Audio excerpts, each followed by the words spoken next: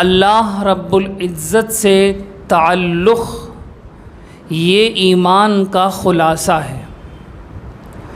جب ہم دین الاسلام کے احکامات کا مطالعہ کرتے ہیں، جب ہم یہ جاننے کی کوشش کرتے ہیں کہ دین کا اصل اصول کیا ہے، دین کا اصل مقصد کیا ہے، دینی تعلیمات کا منشا کیا ہے، تو یہ بات بہت صاف طور پر سمجھ میں آتا ہے کہ اللہ رب العزت سے تعلق یہی انسان کی اصل ہے، جسے تعلق مع اللہ کے عنوان سے جانا جاتا ہے۔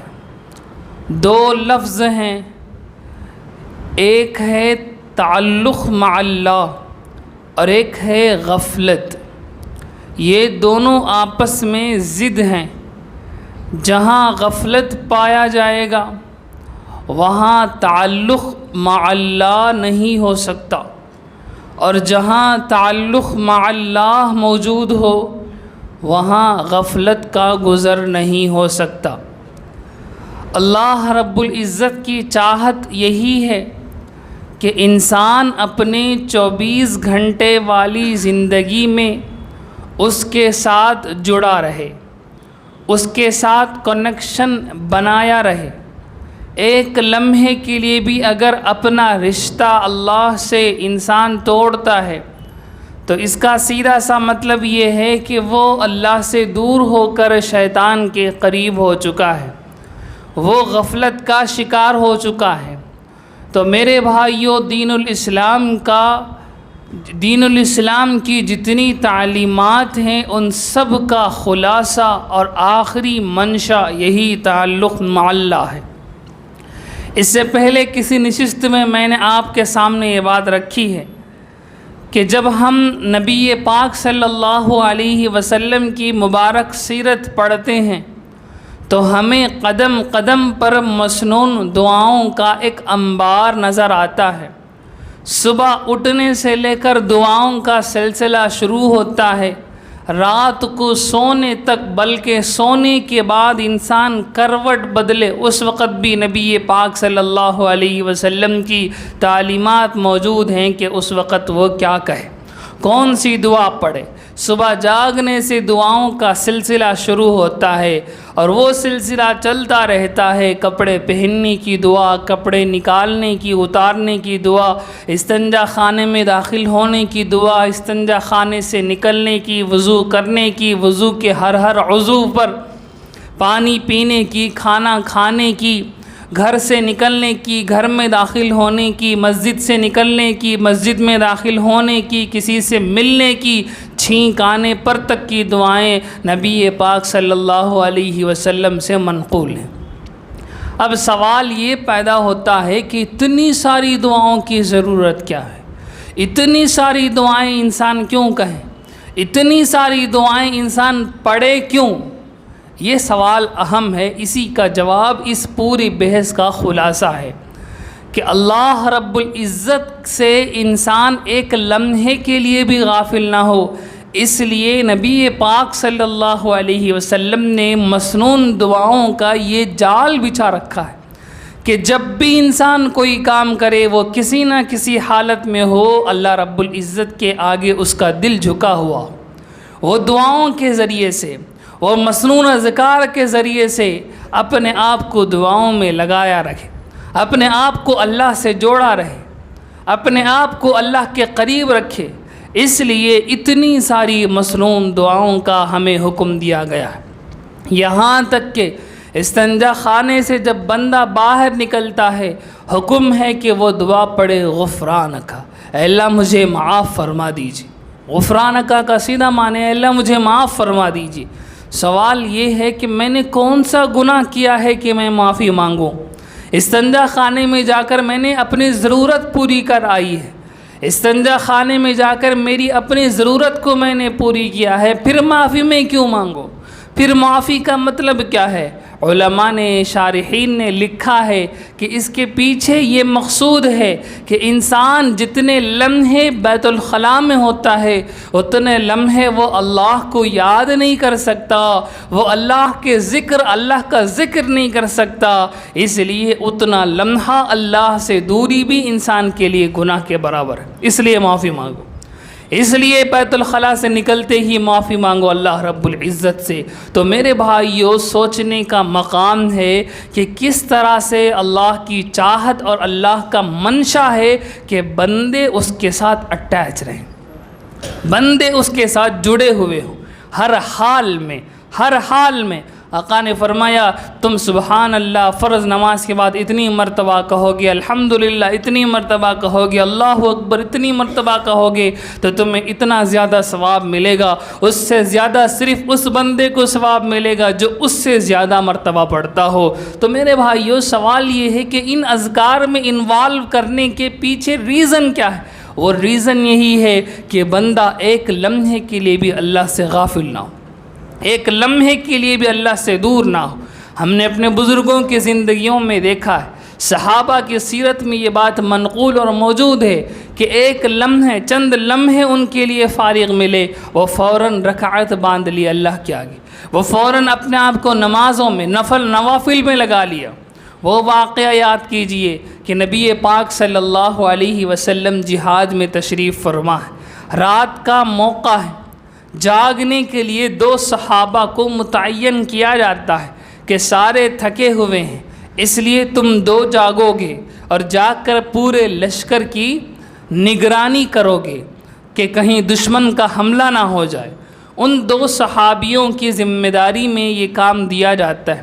وہ دونوں آپس میں طے کرتے ہیں کہ دونوں ایک ساتھ جاگیں گے تو کوئی فائدہ نہیں ہے، ایسا کرتے ہیں آدھی رات تک میں جاگتا ہوں اور پھر تم سو جانا، اور پھر میں تمہیں جگا دوں گا اور میں سو جاؤں گا۔ یہ طے ہوتا ہے ان 2 صحابیوں کے درمیان، اور طے ہو کر جس صحابی کی باری جاگنے کی آتی ہے وہ صحابی سوچتے ہیں کہ خاموش جاگ کر کیا فائدہ، چلو نماز پڑھتے ہیں، چلو نماز پڑھتے ہیں، اور انہوں نے رکعت باندھ لی، نماز انہوں نے شروع کر لی۔ اس کے بعد کا لمبا سارا واقعہ ہے، اس کی طرف میں نہیں جاؤں گا۔ کہنے کا مطلب یہ ہے کہ صحابہ کی زندگیوں میں ہم نے یہ محسوس کیا کہ انہیں تھوڑا سا وقت فارغ ملا، وہ اپنے آپ کو اللہ کے حوالے کر دی، وہ اپنے آپ کو نمازوں میں لگا لیے، وہ اپنے آپ کو تلاوت میں لگا لیے، وہ اپنے آپ کو ذکروں میں لگا لیے۔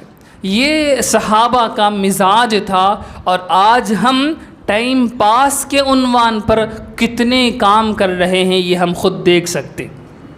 یاد رکھیں، ٹائم پاس کا کانسیپٹ اسلامی نہیں ہے، اسلام میں ٹائم پاس کا کوئی تصور نہیں ہے۔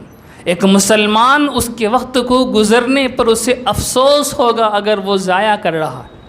ایک مسلمان اللہ کے ذکر کے بغیر کوئی وقت گزار دے، اس کے لیے وہ چیز افسوسناک اور دردناک ہونی چاہیے۔ ایک مسلمان ایسا نہیں ہو سکتا کہ وہ اپنے اوقات کو پاس کر رہا ہو، وہ اپنے اوقات کو خواہ ٹالنے کی کوشش کر رہا ہو، ایک مومن کی شان نہیں ہے۔ اسی لیے ٹائم پاس کا تصور پورے اسلامی تاریخ میں اسلامی قوم کے اندر نہیں رہا۔ یہ آج کی جنریشن ہے جو کافروں کی دیکھا دیکھی، جو غیروں کی دیکھا دیکھی، جو دوسرے کلچروں سے مرعوب ہو کر، جو دوسری تہذیبوں کے بھینٹ چڑھ کر اپنے اندر یہ ٹائم پاس کا کانسیپٹ لا چکی ہے۔ آج مسلمان بھی ٹائم پاس کے عنوان سے مستقل ایسے کام کر رہا ہے جس سے نہ اس کی دنیا کا کوئی فائدہ، نہ اس کے دین کا کوئی فائدہ۔ ٹائم پاس کا تصور اسلامی نہیں ہے، اسی لیے کیرم بورڈ اور چیس کھیلنے کو مکروہ لکھا ہے فتاویٰ کی کتابوں میں، کیونکہ اس سے خواہ ٹائم پاس ہوتا ہے، اس سے خواہ ٹائم پاس ہوتا ہے، نہ اس سے کوئی بدن کا فائدہ ہے، نہ اس سے کوئی معاشی فائدہ ہے، نہ اس سے کوئی آخرت کا فائدہ ہے۔ تو ہر وہ کھیل جس میں انسان کے دین یا دنیا کا کوئی فائدہ موجود نہ ہو، ایسے تمام کھیلوں کو اسلام نے منع کر دیا۔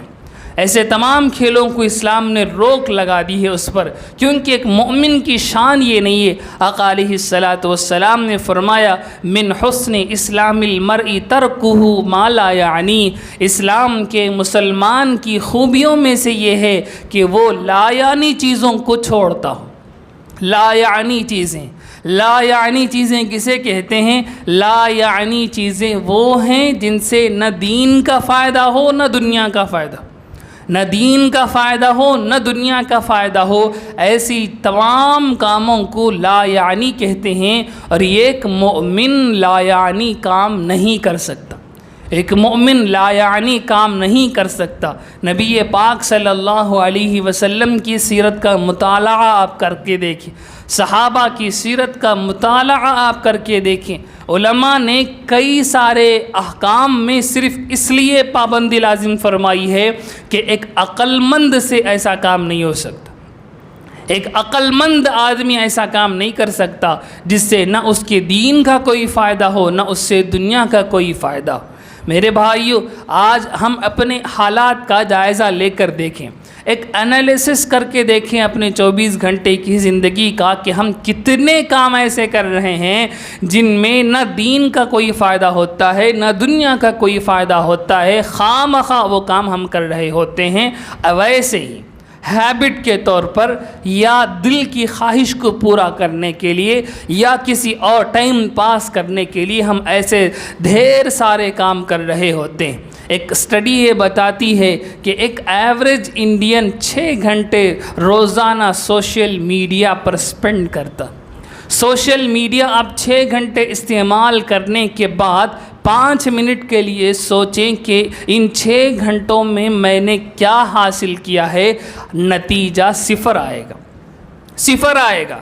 دین کی کتنی ساری باتیں ہم سمجھتے ہیں کہ ہم سوشل میڈیا سے اس کو حاصل کر لیں، ہم سوشل میڈیا کے ذریعے سے اس کو پا لیں گے۔ آپ سوشل میڈیا سے ایک مسئلہ نہیں سیکھ سکتے، ایک دعا آپ نہیں سیکھ سکتے۔ دعا سیکھنے کا ایک طریقہ ہے۔ ہم میں سے کتنے لوگ ہیں جو یہ کہہ سکتے ہیں کہ میں نے یوٹیوب دیکھ کر تشہد یاد کر لی، میں نے یوٹیوب دیکھ کر دعائے قنوت یاد کر لی؟ ہم میں سے کوئی یہ بات نہیں کہہ سکتا، نہیں کر سکتا، کیونکہ وہ چیزیں ہی ایسی ڈیزائنڈ ہیں کہ وہ کھانچ کر انسان کو لا یعنی کاموں میں لے کر چلی جاتی ہیں۔ ایک ویڈیو سکرال کرتے ہوئے آپ نے اچھا دیکھ لیا ہوگا تو اس کے بعد 4-5 ویڈیو تو ویسے آپ دیکھیں گے جس میں کوئی انسان کا فائدہ نہیں ہے۔ ہنسی مذاق کے عنوان سے، دل لگی کے عنوان سے، کامیڈی کے عنوان سے ہم ایسے ڈھیر سارے کام کر جاتے ہیں جن کا رزلٹ آخر میں ہم دیکھیں تو سوائے وقت کو ضائع کرنے کے اور کچھ نہیں، سوائے وقت کو برباد کرنے کے اور کچھ نہیں۔ اس وقت میں انسان اگر ایک مرتبہ سبحان اللہ بھی کہہ لیا ہوتا، اس کے لیے جنت میں ایک درخت پکا لگ چکا ہوتا، جنت میں اس کے لیے ایک درخت پکا اس کے لیے تیار ہو چکا ہوتا۔ لیکن انسان اپنی پوری زندگی کے ایک بڑے حصے کو ایک بڑے اسکیل میں اس طرح برباد کر رہا ہے۔ اگر آپ ویکلی رپورٹ اپنے سوشل میڈیاز کا جو نوٹیفیکیشن گوگل کی طرف سے ملتا ہے اس کو آپ نے آن کر رکھا ہوگا تو آپ ویکلی اپنا جائزہ لے کر دیکھ سکتے ہیں کہ کس طرح سے ایک بندہ ویکلی 24 گھنٹے سے زیادہ یوٹیوب پر اپنا لگا دیتا ہے، سوشل میڈیاز پر لگا دیتا ہے۔ تو ایک المیہ کی بات ہے، ایک مومن کی یہ شان نہیں ہے کہ وہ لا یعنی چیزوں میں اپنے آپ کو لگائے۔ تو جو آدمی لا یعنی کاموں میں اپنے آپ کو لگاتا ہو، لا یعنی کاموں میں یہ بھی ہے کہ انسان غیبت کرتے بیٹھے، آدمی غیبت کرتا ہے تو اس سے کوئی فرق نہیں پڑتا جس کی غیبت کی جا رہی ہے، اس آدمی کو کچھ اس سے فرق نہیں پڑتا سوائے اس کا اپنا وقت برباد ہوا، سوائے اس کی اپنی طاقت اور انرجی برباد ہوئی، اس کے علاوہ حاصل کچھ نہیں ہوتا۔ ایک آدمی کسی سے حسد کرتا ہے تو یہ حسد لا یعنی چیز ہے، یہ گناہ ایک طرف ہے، لا یعنی بھی ہے کہ اس سے آدمی کو کچھ فرق پڑنے والا نہیں ہے کہ میں ایک آدمی کی ترقی کو دیکھ کر جلتا رہوں تو میں ڈپریشن میں جاؤں گا، لیکن اس بندے کو اس سے کوئی فرق پڑنے والا نہیں ہے، تو یہ میری لا یعنی کام ہے، الٹا مجھے نقصان ہو رہا ہے۔ الٹا میری صحت پر اس کا اثر ہو رہا ہے۔ تو میرے بھائیوں، اپنی زندگی سے لایانی چیزوں کو سوچ سوچ کر نکالیں۔ انسان اگر لایانی چیزوں سے نکال لے گا تو اس کی پروڈکٹیوٹی بڑھ جائے گی، اس کی کریٹیوٹی بڑھ جائے گی، وہ اپنے فیلڈ میں بہت کچھ کر پائے گا، وہ اپنے دنیا کو بھی سنوار سکتا ہے، اپنی آخرت کو بھی سنوار سکتا ہے۔ اور اگر وہ لایانی کاموں میں لگا رہے گا تو 24 گھنٹے تو سب کو برابر ملتے ہیں، جتنے گھنٹے یہ لایانی کاموں میں لگا ہوا ہے اتنے گھنٹے تو ویسے ہی برباد ہو گئے۔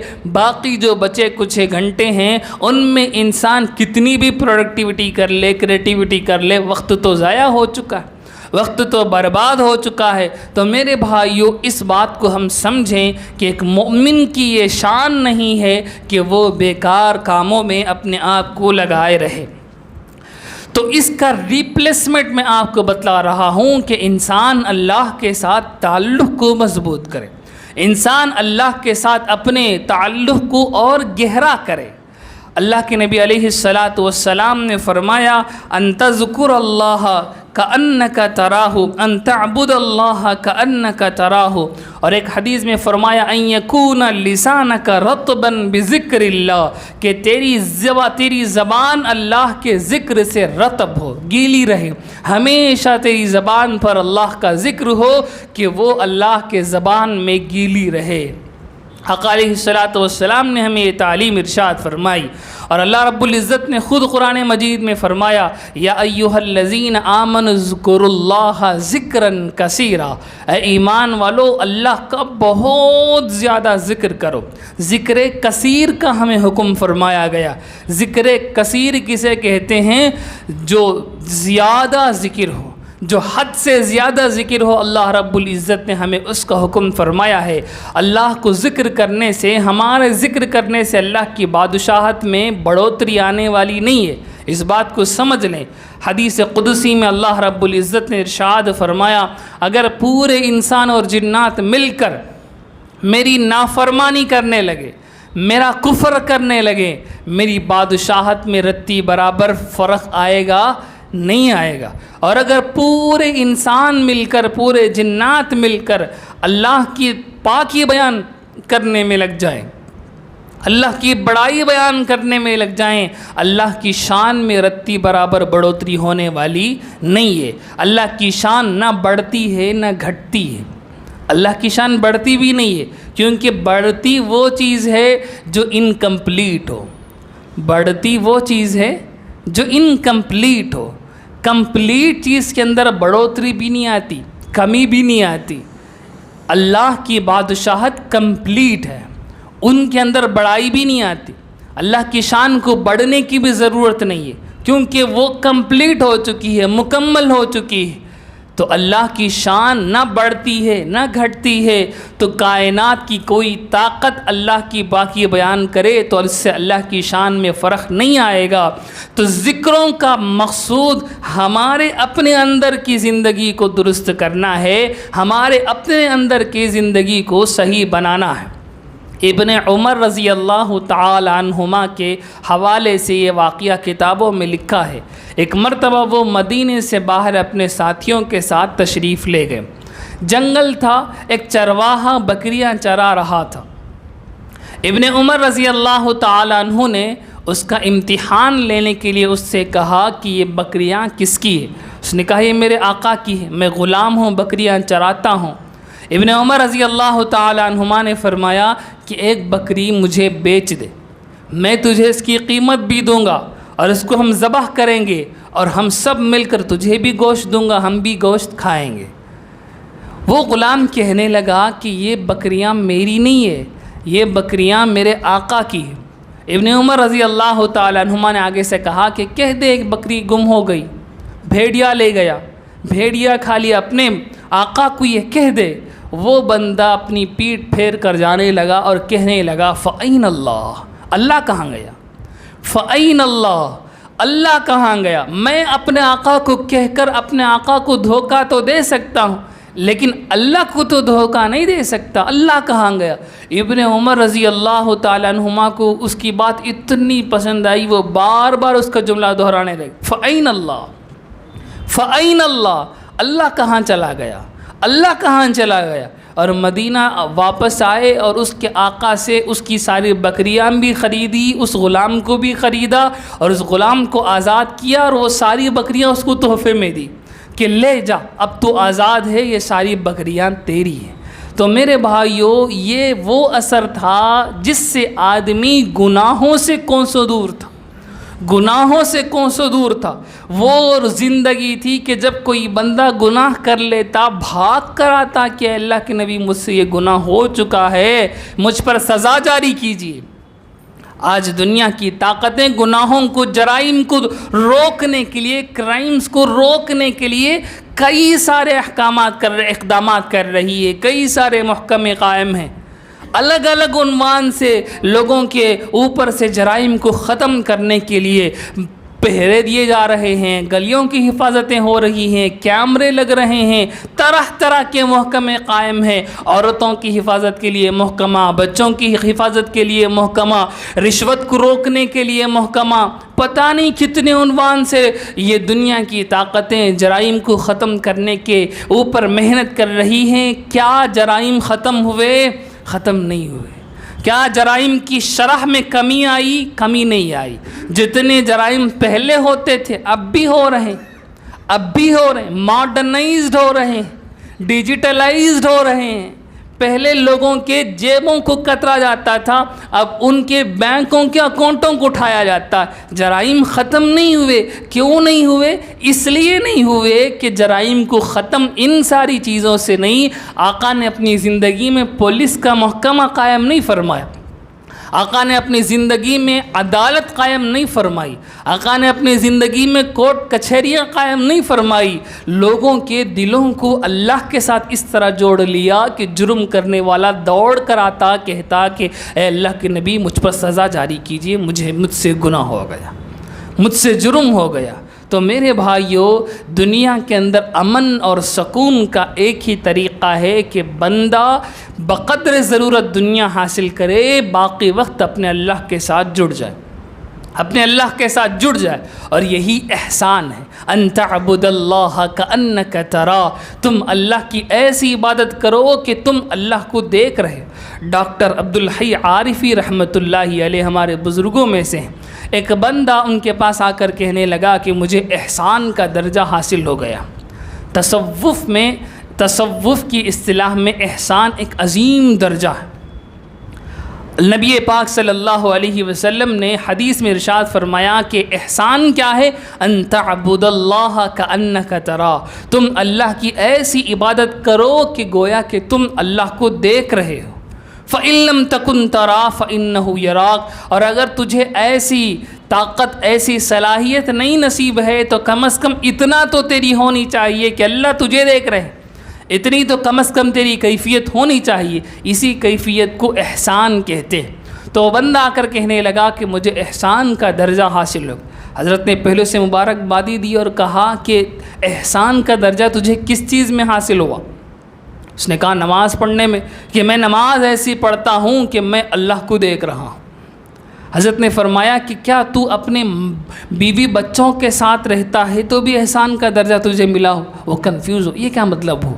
عبادت ہم تو یہ سمجھتے ہیں کہ عبادت جو نماز ہم پڑھتے ہیں، جو ذکر ہم کرتے ہیں، جو تلاوت ہم کرتے ہیں، اس کو ہم ایسے کریں کہ ہم اللہ کو دیکھ رہے ہیں یا اللہ ہم کو دیکھ رہے ہیں۔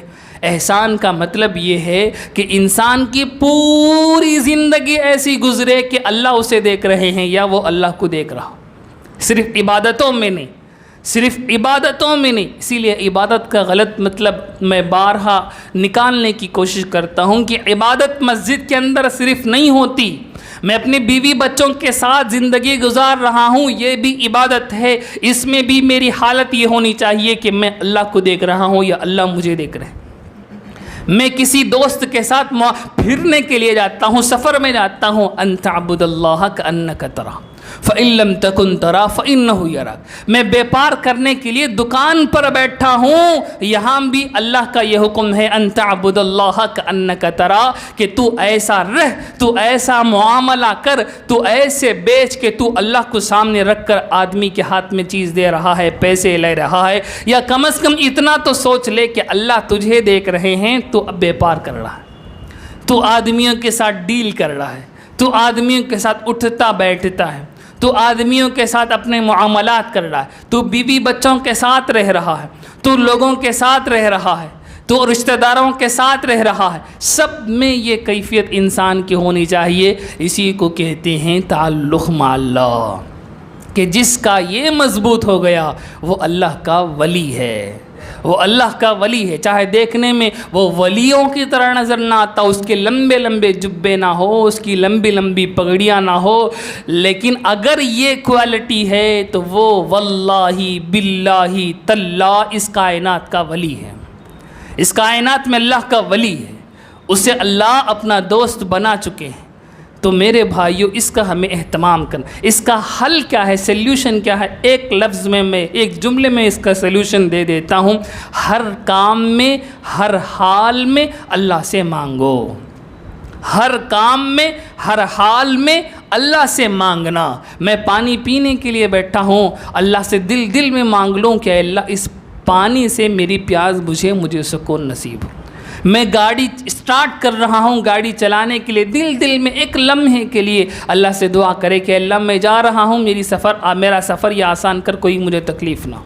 میں دکان کھول رہا ہوں، دل میں یہ دعا اللہ سے کر لے کہ اللہ اس دکان سے میرے لیے برکت نصیب ہو، میرے دنیا کی، میرے دین کی ضروریات پوری ہو۔ ہر کام میں، ہر حال میں، چھوٹا سا فارمولہ میں دے رہا ہوں کہ ہر حال میں، ہر کام میں دل کے اندر اللہ رب العزت سے دعا کر لیں۔ ڈاکٹر کے پاس جا رہے ہیں، دل میں دعا، اے اللہ اس کے دل میں صحیح دوا، میری شفا کے لیے دوا ڈال دے اس ڈاکٹر کے دل میں۔ یہ اگر ہماری کیفیت ہو جائے، یہی وہ احسان کا سب سے بڑا درجہ ہے۔ اللہ رب العزت ہمیں احسان کی عظیم الشان دولت سے مالا مال فرمائے اور ہم سب کو اپنے ولیوں میں شامل فرمائے۔ آمین۔ وآخر دعوانا ان الحمد للہ رب العالمین۔